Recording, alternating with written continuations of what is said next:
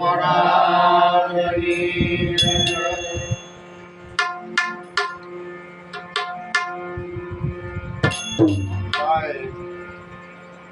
કેવરભાઈ ના ઘરે આજે ભજન અને ભોજન સાથે સાથે ગુરુનું જ્ઞાન લીધું એટલા માટે આપણે ગોરખનાથની વાણી બોલી અને વ્યાખ્યા કરીશ. બધા શાંતિથી સાંભળજો અને સુરતા છે સુરતા શબ્દ આજે જોડી દેજો.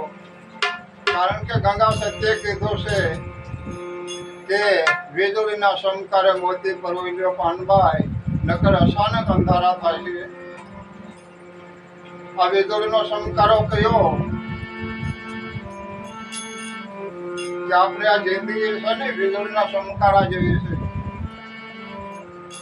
એમાં સદગુરુ નામના શબ્દના જે મોતી છે આને આપણે સુરતામ પોરવવાના છે. ગોરખનાથે શું કીધું છે? વાણી રે એ વાણી મારા ગુરુજીની વાણી.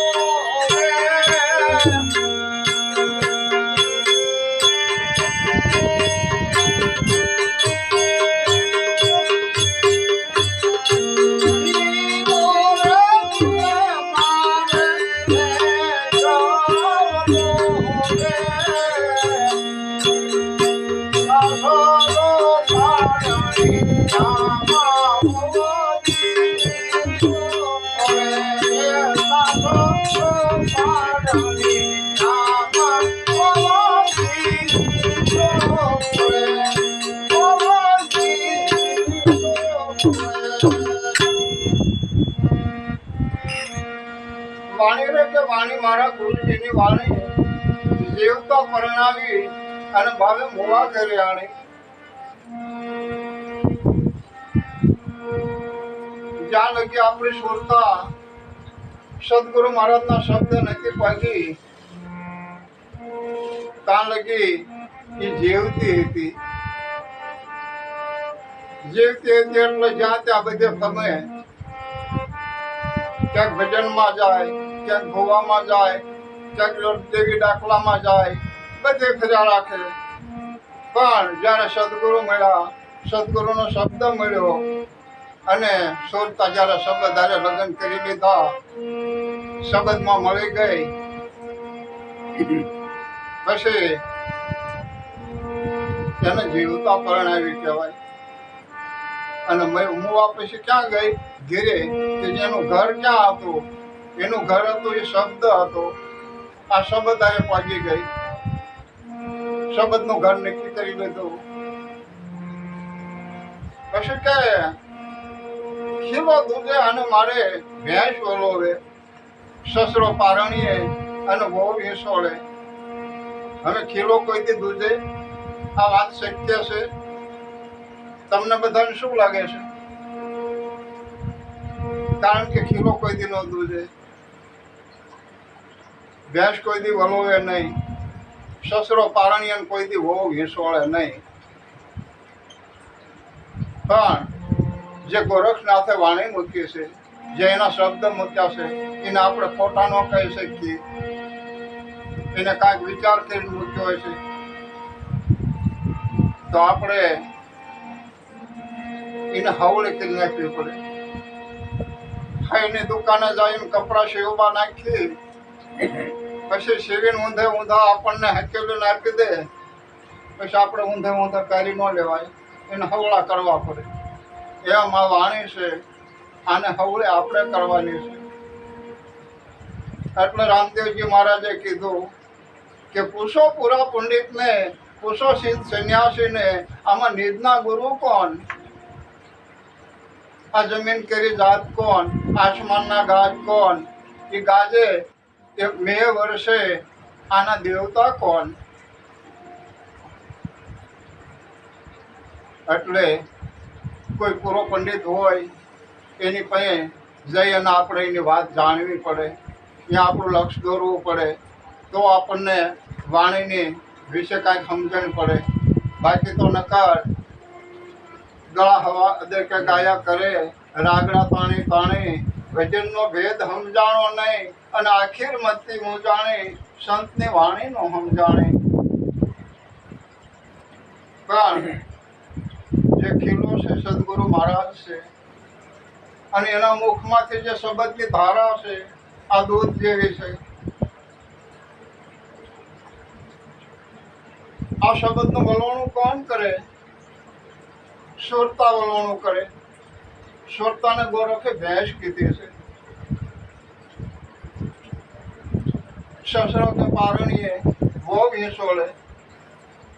આપણો જીવરાજા છે એ સસરો છે, અને એ માયાના મોહજાળમાં એ નિંદ્રા કરે છે, અને માયા એને હિસોળે છે. માયા છે એ વહુ છે, આ સસરાને હિસોળા રાખે, સસરો હરખ બે હુએ. એટલે અમારા સંતોએ કીધું કે સરખડીનો સ્વરો, નહીં પૂજા નહીં પાતરી, શેખો હુર્યો માથે થયેલી ગઈ અખાતરી. આ શરીર છે આ સરખડીનો સ્વરો છે, જીવ છે શેખો છે, આને કાંઈ પૂજા પાતરી હોય નહીં. શેખો હુર્યો કે માથે હાલી ગઈ અખાતરી, આપણી ઉંમર પૂરી થઈ ગઈ. એટલે સંતોએ વાણી ગૂઢમાં મૂકી છે, પડીકામાં મૂકી છે, પણ એને સમજવી એ થોડીક અઘરી છે. પણ સદગુરુ મહારાજનો જો પંજો અડી જાય, એનો હાથ માથે હોય, તો ગમે એવી વાણી કેમ નથી, બધી સમજાઈ જાય, બધી વાણીની વ્યાખ્યા થઈ જાય. પણ જો આપણું લક્ષ્ય હોય તો, નકર તો પછી સવારામ મહારાજે કીધું કે સુરતા શબ્દ સમેટે એના ઘટમાં સાહેબ ભેટે, બાર વાસના કે બહુ ફેરે, જાય બદ્રીના બેટે, નજર ન રાખે નેઠે, આમાં કે સાહેબ ક્યાંથી ભેટે. અરે ભાઈ પડ્યું છે ને ગોતી લે, સિદ્ધને ફરો શેટે શેટે, આદમ તો તમારા અંતરમાં વસે, જો ભજન કરો તો ભેટે. એટલા માટે બીજી કડીમાં ગોરખનાથે શું કીધું છે? હેઠારે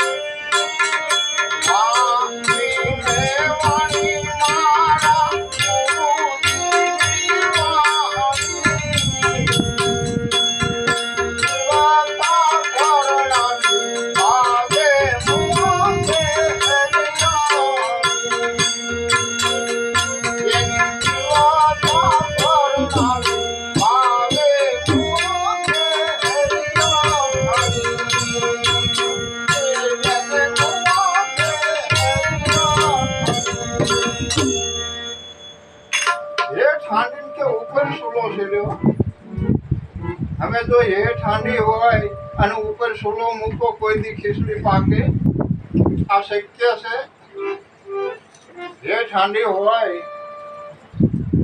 ઉપર સૂલો સડે તો ક્યારે ખીચડી ન પાકે પણ જે સંતોએ કાંઈક વાણી મૂકી છે એને બહુ વિચાર કરી અને આ વાણી મૂકી છે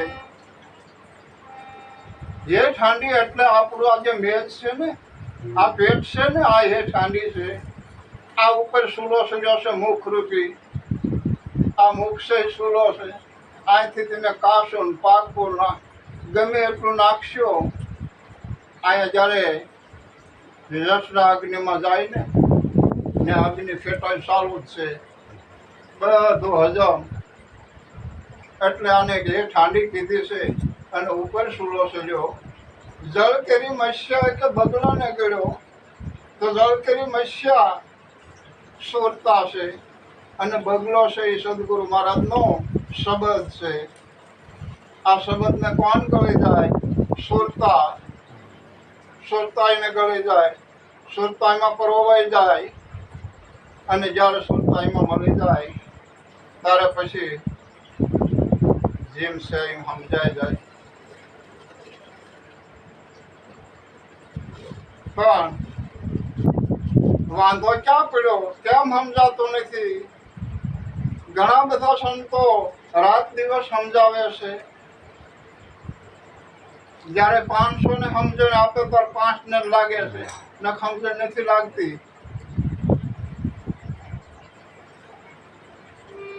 કારણ કે બોલા હમણાં ભગત અમારે કહેતા હતા કે દેવી દેવતાના ફોટા હતા એ મુકાવી દીધા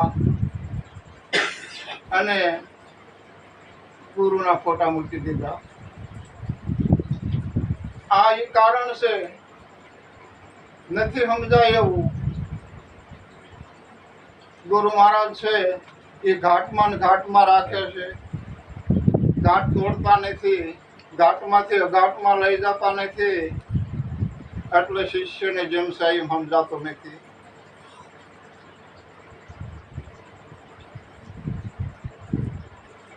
પણ આ બધું ક્યારે સમજાય કે સદગુરુ મહારાજના શબ્દમાં એક ધારું લક્ષજીનું હોય જે એમાં લય થઈ ગયા હોય ત્યારે સમજાયો નકર તો ગુરુ સમજણ તો બધાને હરખી જ આપી હોય પણ છતાં 5 ને શું કામ સમજાય બીજાને કેમ સમજાતું નથી એમાં લક્ષ નથી નંદી કિનારે જે કોઈ નર ઉભો કૃષ્ણ નો શિપાણી કાં તો એનું અંગ આળસું અને કાંસરીતા સુકાણી આમ છે અને જાજો ભાગ સમજણ લીધા પછી કોકના હાય જીવે છે હા બીજાનો ઘરી ગયો છે એ હાય મુકાતો નથી એ હા છૂટતો નથી એ હા ઘર કરી ગયો છે ને આપણી ગ્રંથિ બંધાઈ ગઈ છે એટલે જપદંડિત ન ઉતરે એવું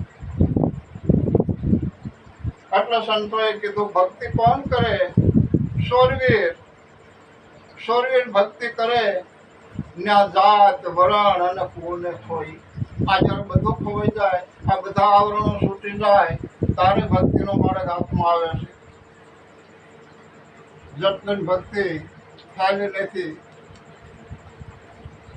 રાજા સારણ ને વાણીઓ સ્વાથી નાની નાય આ ભક્તિ કરે નહીં અને જો કરે તો બેડો પાર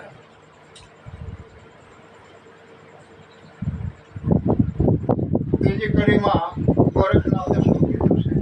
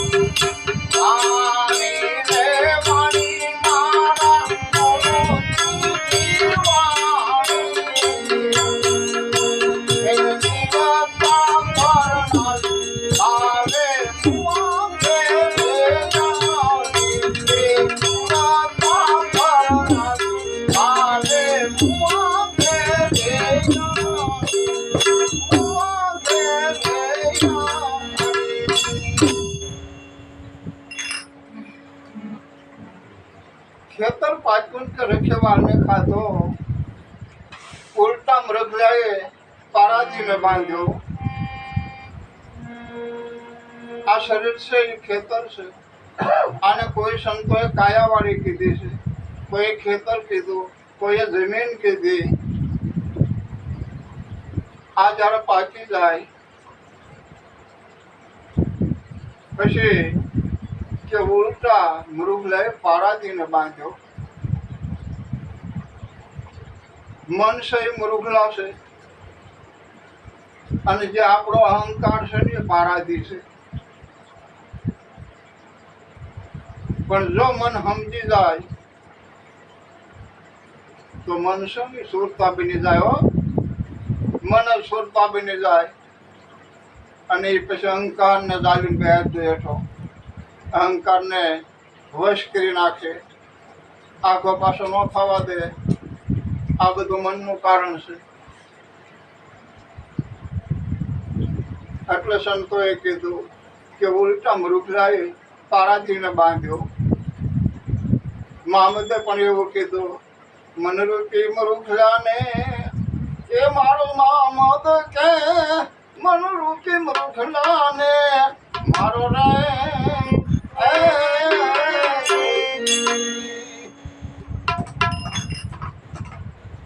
આનો પુરાવો છે કે મન છે એ મૃગલો છે। પણ જો એ મન સમજી જાય તો મેળ બધો પીતરી જાય। પણ મન કેમ નથી સમજતું કે આપણે ક્યાંક બીજે રોકાઈ ગયા છીએ, રોકાવાના ઠેકાણા જાજા છે। કોઈ માતાજીઓમાં રોકાણા, કોઈ પુરાપુરામાં રોકાણા, કોઈ દેવી દેવતામાં રોકાણા, કોઈ સપટીઓ નાખવામાં રોકાઈ ગયા। આ બધા રોકાવાના ઠેકાણા છે। કોઈ કૂંટવામાં રોકાઈ ગયા। એક નાનું એવું ગામ, અને મારા જેવો ભાઈ ભાડે મકાન રાખ્યું છે। ભાડે મકાન રાખીને રહેશે, ઘણા વર્ષો રહ્યો, પછી ગરધણી આવ્યો કે ભાઈ હવે તારે જવું હોય તો ભાડું ડબલ થાય છે। બોલ્યો કે ભાઈ હું એક તો ભાગ્ય રાખું છું, મજૂરી કામ કરું છું, અને મજૂરી કરીને આ તમારો ભાડું માન બધું ખાતા પીતા પૂરું કરીએ છીએ। તમે આમાં ભાડુંનો વધારો કરો તો હું તમને ન ભાડું ભરી શકું। બોલે કે કાંઈ વાંધો નહીં, તો ખાલી કરી દે। આ ભાઈ કે કાંઈ વાંધો નહીં, કાલ સવારમાં શેઠ તમારું મકાન ખાલી કરી દઈશ। બીજા દી મકાન ગોતવા નીકળ્યા। એથી આગળ બીજી ત્રીજી શેરીમાં એક મકાન લીધું ભાડે, અને અવાવરું મકાન પડેલું। આ આખું ઘર જઈ અને મકાન સાફ કરે છે। અને જે આ મકાન ખાલી કર્યું ને 8-10 પાવઈ આવી અને ધામા નાખ્યો। એટલે ભાઈ કંઈ ભાડે લઈ લીધું, ધામા નાખ્યો અહીંયા। પછી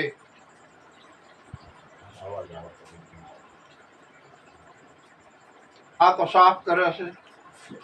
ઘર સાફ કરતા કરતા શરફ 20 વર્ષનો દીકરો હતો, એને 10 મારી દીધો। 10 મારી દીધો, દીકરો અવસાન પામ્યો। હગા નાતાદારમાં 12 વાયકા નીકળી ગયા કે આપણા હગાનો દીકરો મરી ગયો। શરફ 10 થયો।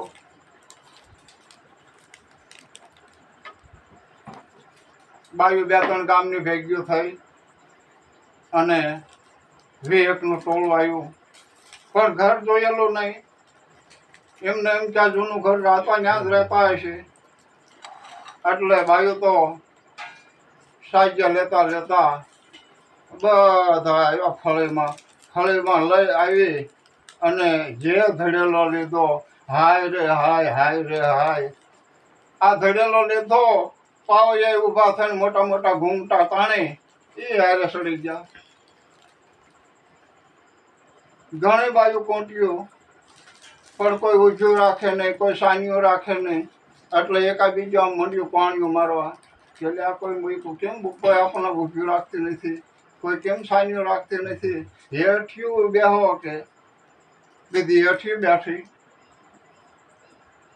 હેઠિયું બેઠી, લાંબા હાથ કાઢ્યા, લાંબા હાથ કાઢ્યા એટલે પાવે એ લાંબા હાથ કાઢ્યા, લાંબા હાથ કાઢ્યા તારા બાયુને ખબર પડી કે આ બાયુનો અવાજ નથી, આ તો જણનો અવાજ છે. એક બાઈએ પાવયાનો જરાક ઘૂંટો ઊંચો કરી કે બાયુ તમે કોણ છો? કે લે એને રાંધલમાં ભૂવા, અરે અમારા રાંધલ બના ભૂવા, અમારના ભૂકા કાઢ નાખ્યા એનું શું? તે અમારો તમારો હગો મરી ગયો છે, તમે આ કોંટ્યો તેમાં શું કામ કૂટ્યા? તાક અમારે એસી અવાજ દીધો શું? તેને કૂટ્યા, તેને કૂટ્યા કે તારા અમારા હગા કે એ તો આમ બીજી ત્રીજી શેરી મિલી જશે, ન્યા રહેશે. વળે આ બાયું ઉપડ્યું, ન્યા જઈ ત્યાં તો ન્યા તમને કહું કાંઈક કાપ્યું માસ્યું મામ્યું એ ન્યા મારા વાળા ધડેલો લીધો. હાય રે હાય, હાય રે હાય. આ ધડેલો લીધો તે કાંઈક બાયું તો ન્યા પડી ગયું, કાંઈકને અગરબત્તીના બીડીઓના ધુમાડા દીધા, કાંઈકને ટોપરા લાવીને પાયા, પગલા કરાવ્યા, ખબર અંતર પૂછ્યા, અને બાયું ઘેરે પાછી ગયો પણ હાંખ નહીં. હા ખાય તો હુળાવે આટલું કૂટી ગયું. પડખે પાડોશી બાયું કે અરે બાયું ધીમે કે યજ્ઞ જઈને કોંટ્યો તો કે તમને કે આટલું બીજું કે માંદા જેવું થઈ ગયું થાય કે ન્યાય બાયું બિચારી એમને શું થાય? એમને તો ઘડીએ ઘડીએ રોજ કેટલા વાગતા હોય અને બધાને કોંટવાનું. તાકી મેં ન્યાય ક્યાં કોંટ્યું છું? તો પાવ્યા હતા એટલે આપણે ક્યાંય કોટવામાં ન રહી જતા. કોટવામાં કોટવામાં જિંદગી પૂરી થઈ જશે. બાયું કોંટતા હતા પેલા, અત્યારે પણ કોંટે છે, પણ કોંટનારને ખબર નથી કે કોને કોંટે છે. કોટવાનું કોને હોય?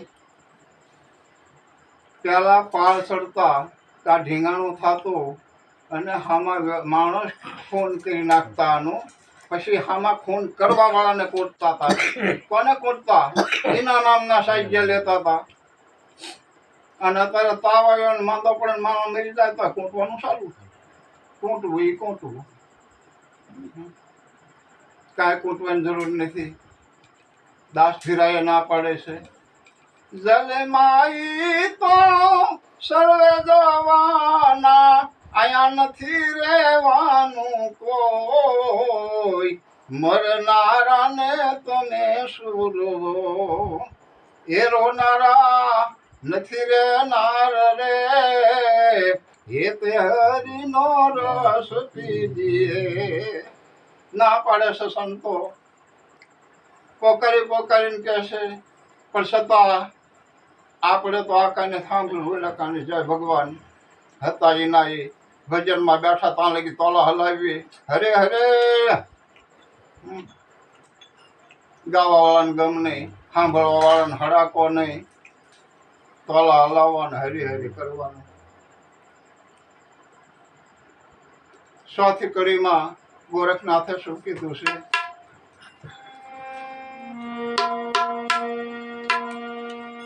મસાંદારાનો